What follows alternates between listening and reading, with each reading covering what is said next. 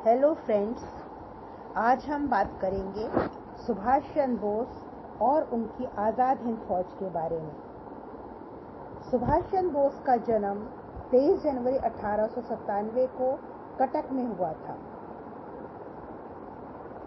उनकी शिक्षा दीक्षा की उचित व्यवस्था उनके पिता के द्वारा की गई।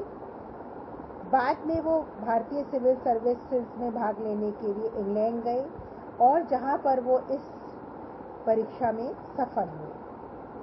1921 में ही उन्होंने भारतीय सिविल सेवा से त्यागपत्र दे दिया और इसके उपरांत वो भारत की स्वतंत्रता संग्राम में कूद पड़े।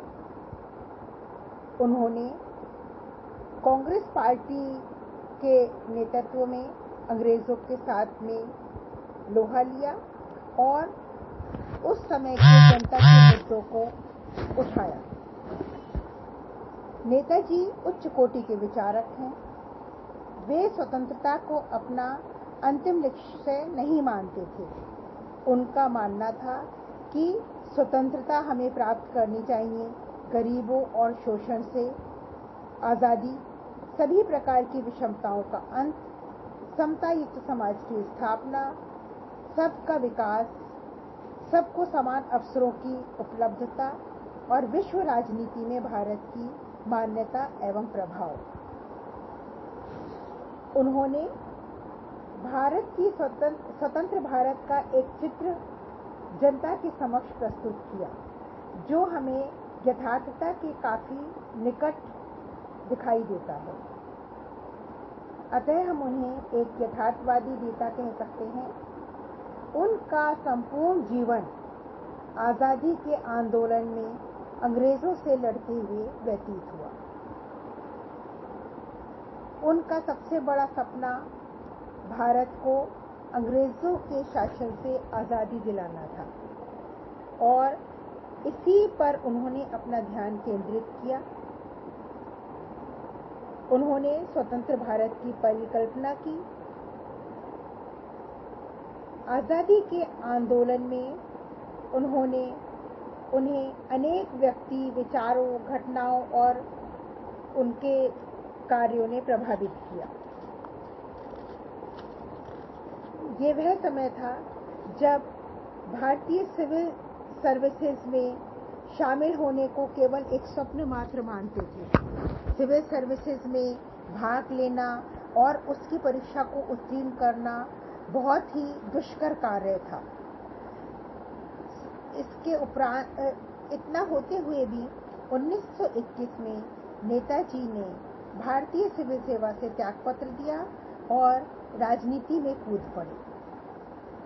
की भेंट देशबंधु चित्तरंजन दास जी से हुई, जिनके विचारों से वह अत्यधिक प्रभावित हुए और उनके सहयोगी बन गए।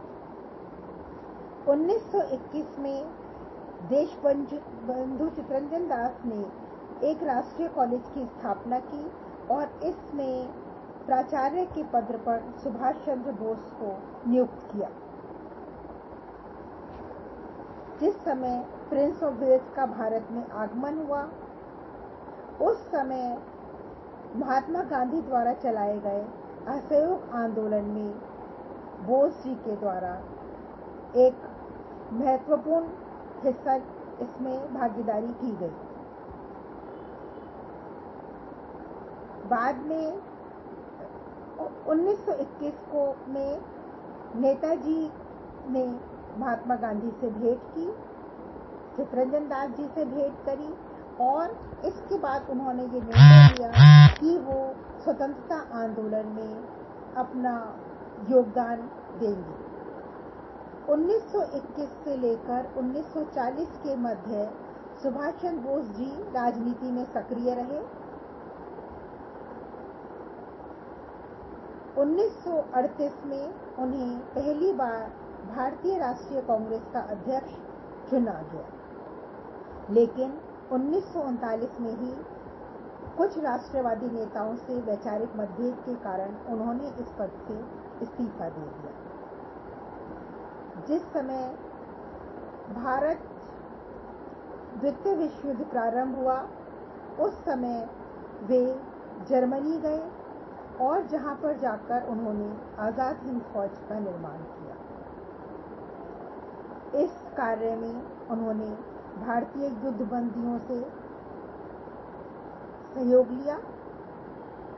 जापानी सेना के सहयोग से उन्होंने भारत की तरफ कूच किया और वे चाहते थे कि ऐसे समय में जब अंग्रेज द्वितीय विश्व युद्ध में संलग्न है, अंग्रेजों के खिलाफ मोर्चा खोला जाए।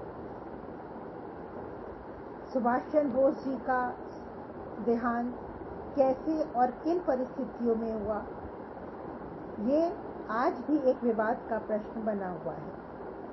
कहा जाता है कि 18 अगस्त 1945 को एक विमान दुर्घटना में नेताजी की मौत हो गई।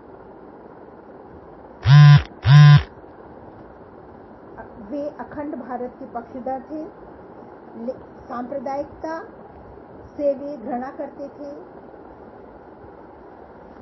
और इसके साथ ही आज़ाद हिंद फौज के गठन में उन्होंने सभी जातियों और सभी धर्मों के सैनिकों को अपने आज़ाद हिंद फौज में स्थान दिया था।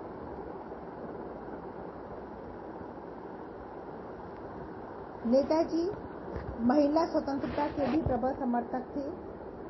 वे महिलाओं को आर्थिक, सामाजिक, राजनैतिक आज़ादी दिलाना चाहते थे और उनका मानना था कि महिलाएं भी देश के विकास में भागीदार बन सकें, ऐसा उनका मानना था। 1929 में कांग्रेस के कलकत्ता अधिवेशन के दौरान नेताजी ने महिलाओं की एक स्वयंसेवी सेना का निर्माण किया। आज़ाद हिंद फौज में महिलाओं के लिए एक अलग से रेजिमेंट का गठन किया गया, जिसका नाम रानी झांसी रेजिमेंट रखा गया।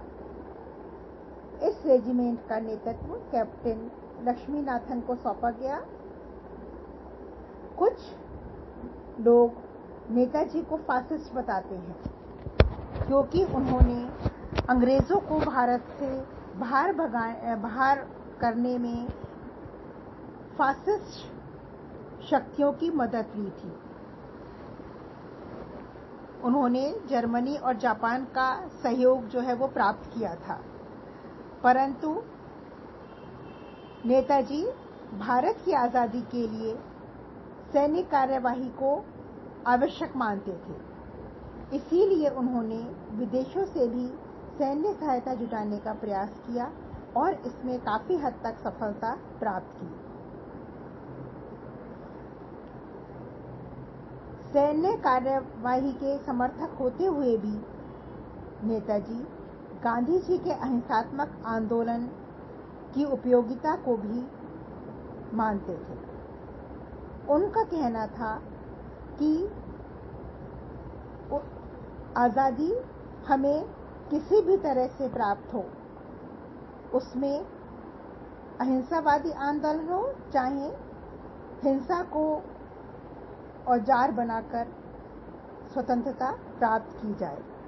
उनका जो मुख्य उद्देश्य है वो भारत को आज़ाद कराना था। इसके साथ ही सुभाष चंद्र बोस लोकतंत्र और लोकतांत्रिक प्रक्रियाओं में भी विश्वास रखते थे। आज़ाद हिंद फौज के विषय में कोई भी निर्णय लेने के लिए वे सर्वसम्मति से विचार विमर्श किया करते थे। इसके लिए उन्होंने एक राष्ट्रीय सेना पर बनाने पर भी जोर दिया और वो उनका विचार था कि आज़ादी के बाद देश की जनता को ही अपने लिए एक शासन व्यवस्था चुननी चाहिए। उनका मानना था कि युवा शक्ति में सबसे अधिक ऊर्जा होती है और देश की युवा शक्ति को जगाकर उसे देश के नवनिर्माण में लगाना उनका प्रमुख उद्देश्य था।